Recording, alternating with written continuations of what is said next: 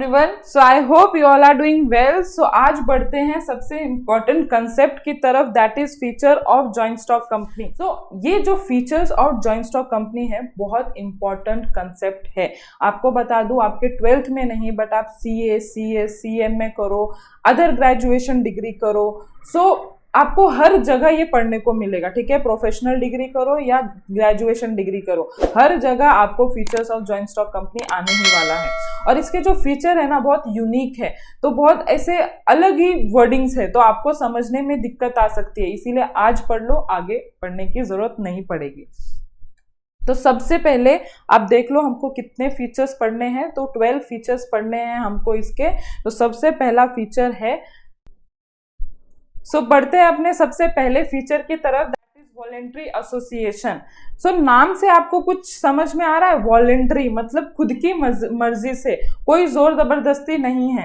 याद है जब हम मीनिंग पढ़ रहे थे तो हमने यही पढ़ा था कि कंपनी मतलब क्या होता है, जब ग्रुप ऑफ पीपल एक साथ एक एसोसिएशन बनाते हैं for a lawful common purpose. ठीक है, उसमें क्या था, एक मेजर चीज क्या थी कि ये खुद की मर्जी से हो रहा है, कोई जोर जबरदस्ती से नहीं हो रहा है। तो कंपनी का सबसे पहला फीचर यही है माय डियर फ्रेंड कि ये वॉलेंट्री एसोसिएशन है, खुद की मर्जी से लोग आते हैं और एक कॉमन पर्पस के लिए काम करते हैं। ठीक है, चाहे वो प्रॉफिट मोटिव हो चाहे वो नॉन प्रॉफिट मोटिव हो, और उसका जो मेंबरशिप होना चाहिए वो ओपन टू ऑल होना चाहिए। आप उस पर रिस्ट्रिक्शंस नहीं डाल सकते हो, मतलब कि आप मेरे शेयर्स नहीं खरीद सकते, आप ऐसा उनको नहीं बोल सकते। हाँ, लेकिन आपकी इंफॉर्मेशन के लिए बता दूं, प्राइवेट कंपनी के जो शेयर्स होते हैं वो थोड़े रिस्ट्रिक्टेड होते हैं। ठीक है, लेकिन पब्लिक कंपनी के जो शेयर्स होते हैं कोई भी आ सकता है उस कंपनी के शेयर्स खरीदने के लिए, एनी जनरल पब्लिक।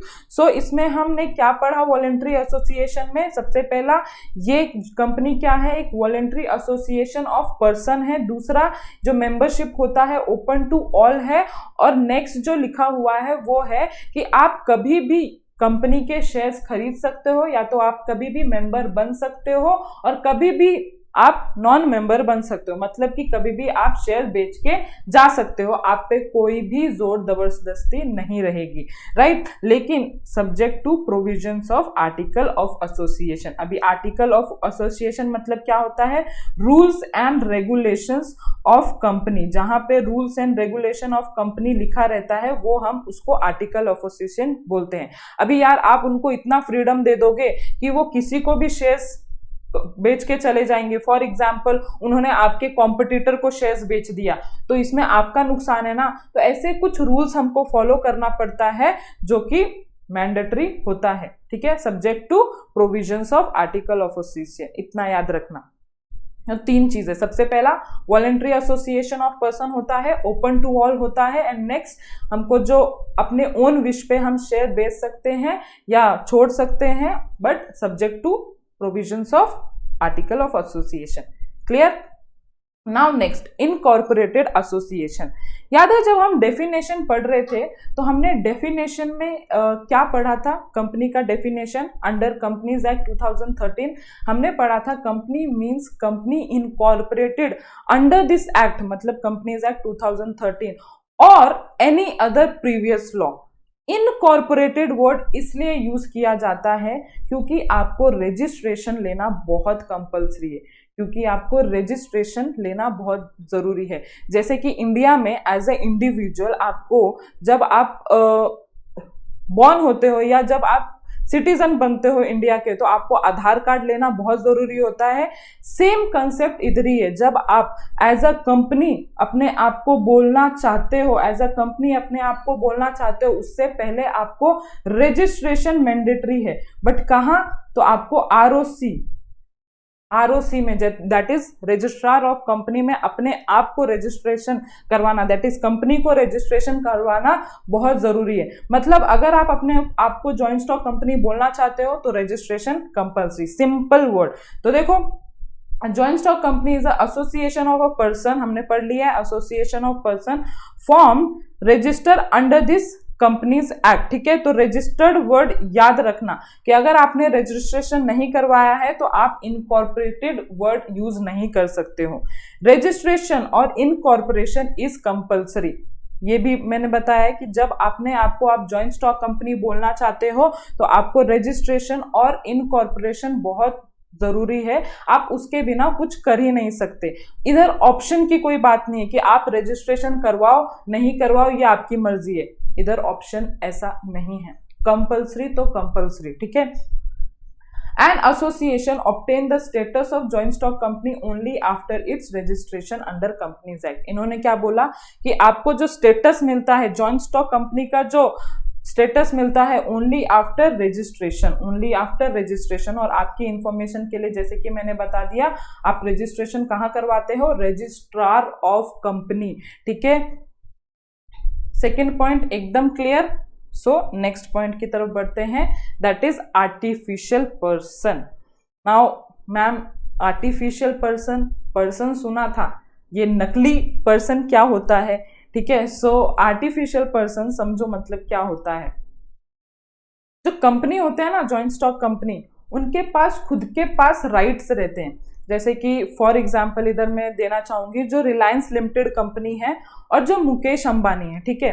तो ये जो रिलायंस लिमिटेड कंपनी, जब भी हम वर्ड रिलायंस लिमिटेड कंपनी बोलते हैं तो ये एक आर्टिफिशियल पर्सन होता है। कैसे? क्योंकि वो खुद हम जाके उसके शेयर्स खरीद रहे हैं। हम ये बोलते हैं क्या मैं मुकेश अंबानी के शेयर्स खरीद रही हूँ? नहीं, हम किसके शेयर खरीद रहे हैं? आर्टिफिशियल पर्सन के, that is Reliance limited company के। वो एक जॉइंट स्टॉक कंपनी है, ये तो पता होगा आपको।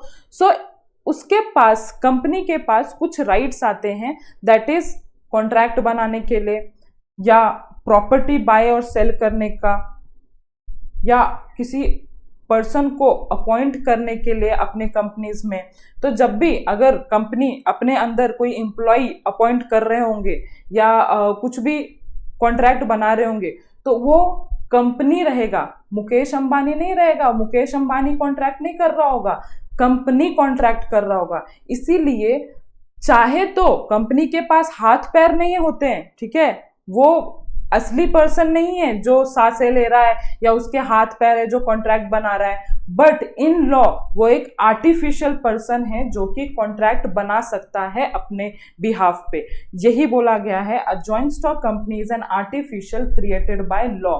अंडर लॉ वो एक आर्टिफिशियल पर्सन माना जाता है। यस, अब समझा?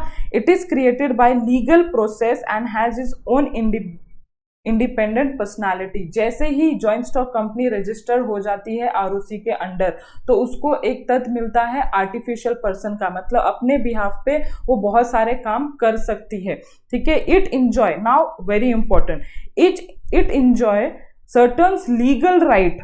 कौन कौन से? कुछ उसको पास राइट्स आ जाते हैं लाइक अ पर्सन, ठीक है। हाथ पैर नहीं होते बट उसको कुछ लीगल राइट मिल जाते हैं अंडर लॉ। तो कौन कौन से? टू एंटर इनटू कॉन्ट्रैक्ट, मतलब वो कॉन्ट्रैक्ट में साइन कर सकता है, मतलब अपने बिहाफ पे। चाहे तो मुकेश अंबानी के साइन हो ना हो, बट अगर कंपनी के साइन या कंपनी का स्टैंप उस पर लगा है तो मैं बोल सकती हूँ हाँ मैंने रिलायंस लिमिटेड कंपनी से कुछ एग्रीमेंट किया है, कुछ कॉन्ट्रैक्ट बनाया, ठीक है। उस पर मुकेश अंबानी जो कि प्रोमोटर हैं कंपनी के, उनके साइन हो ना हो मुझे फर्क नहीं पड़ता है, बट मेरा कॉन्ट्रैक्ट किसके साथ हो रहा है? रिलायंस लिमिटेड कंपनी के साथ हो रहा है, ठीक है। वो भी एक आर्टिफिशियल पर्सन होता है। Purchase and sale of asset, मैं कंपनी के साथ directly purchase and sale of property का एग्रीमेंट बना सकती हूँ। यस।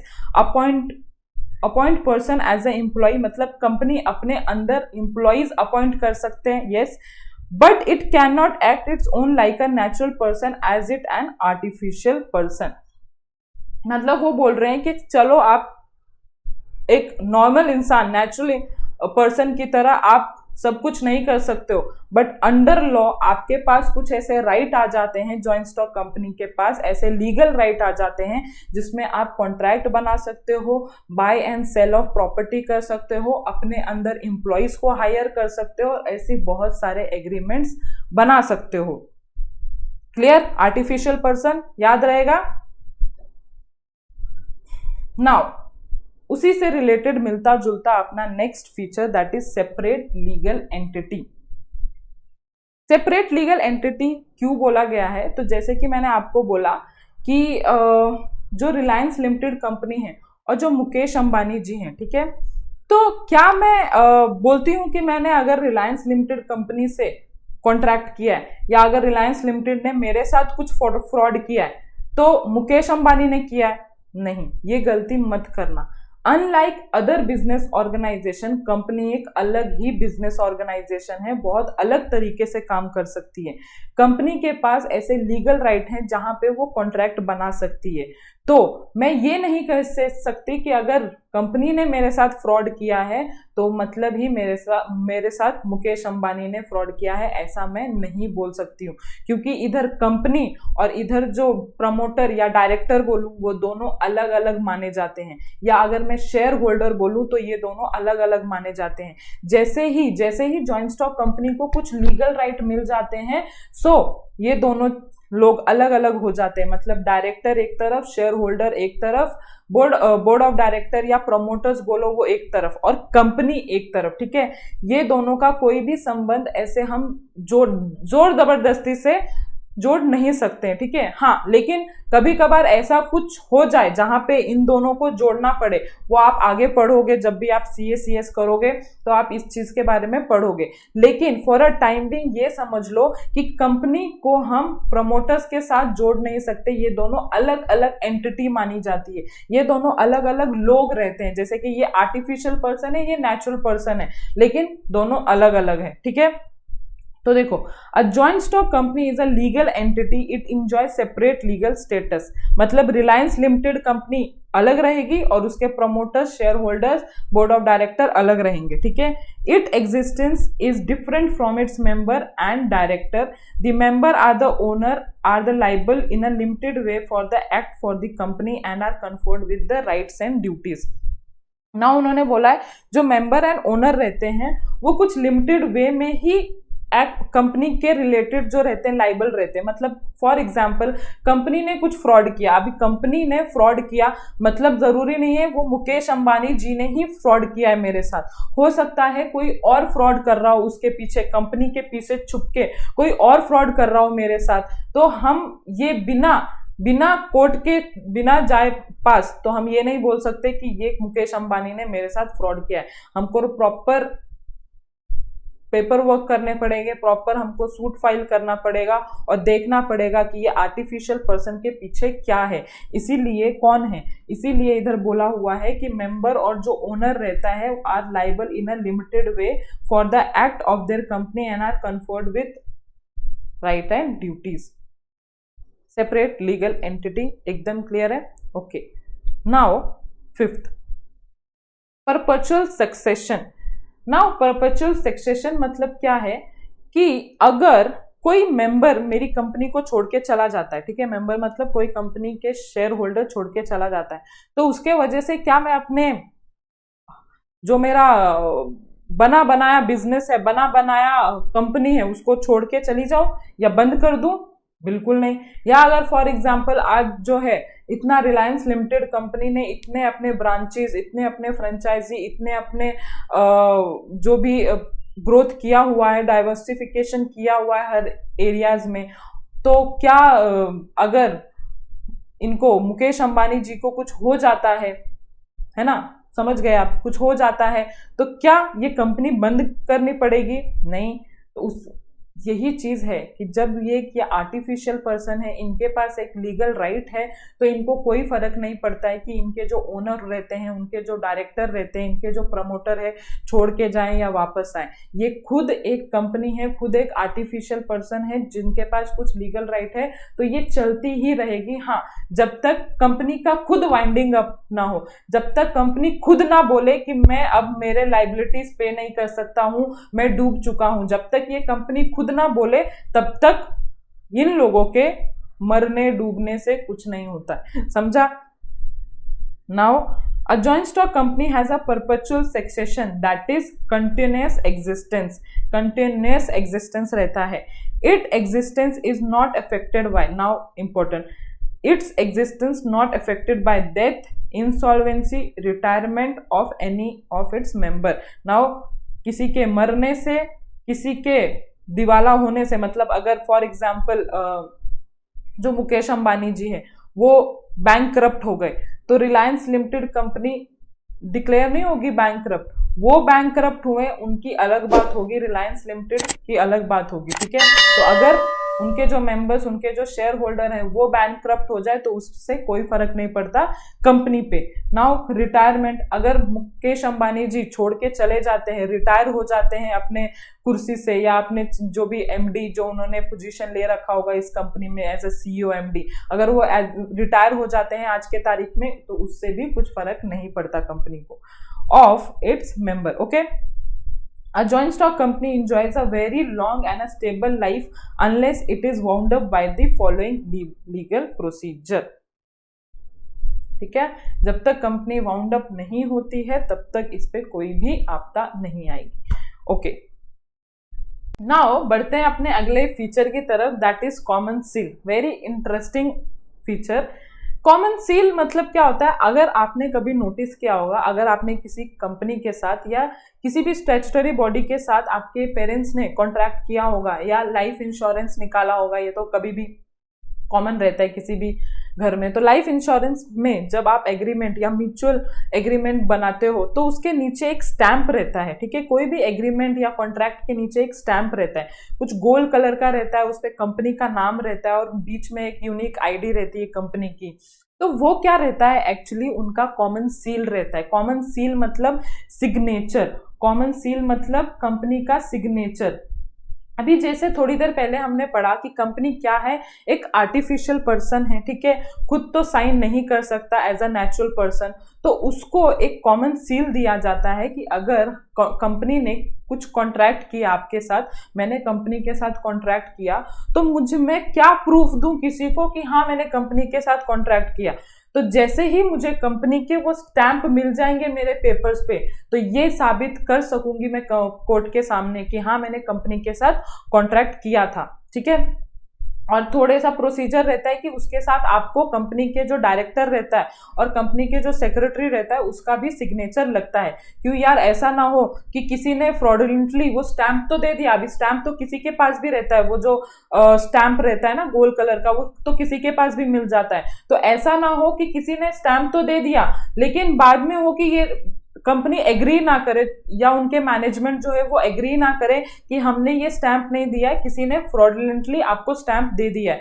तो इस चीज को निकालने के लिए ये बोला गया है कंपनीज एक्ट में कि आपको अगर स्टैंप मिला है तो उसके साथ डायरेक्टर और सेक्रेटरी का सिग्नेचर रहना चाहिए। मतलब डायरेक्टर एंड सेक्रेटरी का signature only for a witness purpose. Witness purpose मतलब कि हाँ नेचुरल पर्सन है, उनका अगर सिग्नेचर रहेगा तो ये साबित हो जाएगा कि कंपनी के साथ मैंने कॉन्ट्रैक्ट किया है और उसके विटनेस है ये डायरेक्टर जिन्होंने सिग्नेचर किया है। सिंपल।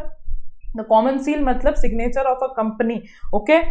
तो पढ़ते हैं कंटेंट को। अ joint stock company is an artificial purpose without physical existence like natural person, okay, hence it is not in a position to sign its name, however it is has a device in the form of common seal.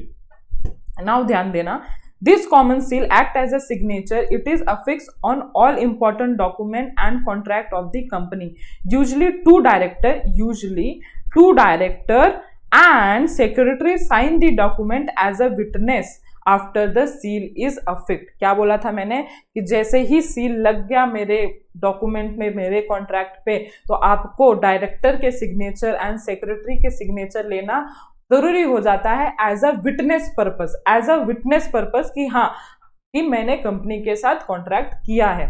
समझा आपको कि common seal मतलब क्या होता है। क्या करेंगे कि ये लेक्चर इधर ही एंड करेंगे और हम कल या नेक्स्ट वीडियो में हम आगे के जो भी फीचर्स हैं उसको कंटिन्यू करेंगे, डोंट वरी। सो मिलते हैं नेक्स्ट वीडियो में, टिल देन बाय बाय।